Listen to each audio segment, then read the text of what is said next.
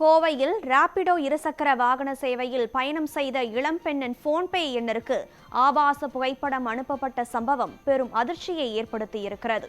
கோவையில் தங்கி தனியார் வங்கியில் பணிபுரிந்து வரும் 27 வயது இளம்பெண் கடந்த செப்டம்பர் 25ஆம் தேதி ராமநாதபுரம் பகுதிக்கு ராபிடோ மூலம் பயணம் செய்துள்ளார். பயணம் முடிந்ததும் ராபிடோ ஓட்டுநருக்கு போன்பே மூலம் 40 ரூபாய் கட்டணம் செலுத்திவிட்டு அவர் சென்றிருக்கிறார். இந்த நிலையில் கடந்த 2 நாட்களுக்கு முன்பு தனது போன்பே செயலியை திறந்து பார்த்தபோது ராபிடோவிற்கு பணம் அனுப்பிய அதே எண்ணிலிருந்து ஒரு புகைப்படம் வந்திருப்பதை கண்டு அதிர்ச்சியடைந்திருக்கிறார். அந்த புகைப்படத்தை திறந்து பார்த்தபோது அதில் ஆபாச படம் இருப்பது தெரிய வந்துள்ளது. இதனால் அதிர்ச்சியடைந்த இளம்பெண் சமூக வலைதளங்களில் அந்த எண்ணை தேடி பார்த்தபோது ஆபாச இணையதளங்களின் இணைப்புகள் இருப்பதும் தெரிய வந்ததாக கூறப்படுகிறது.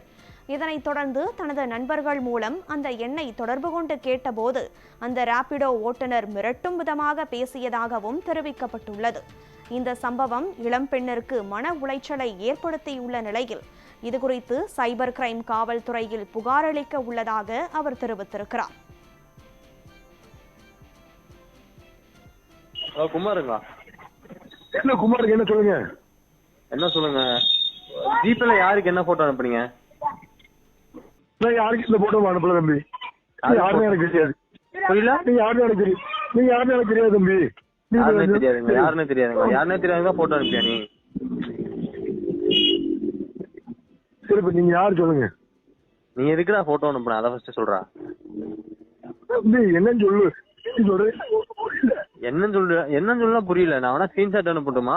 ஒரு பொண்ணுக்கு அப்படி போட்டோ அனுப்புவாங்களா? போட்டோ அனுப்புமா?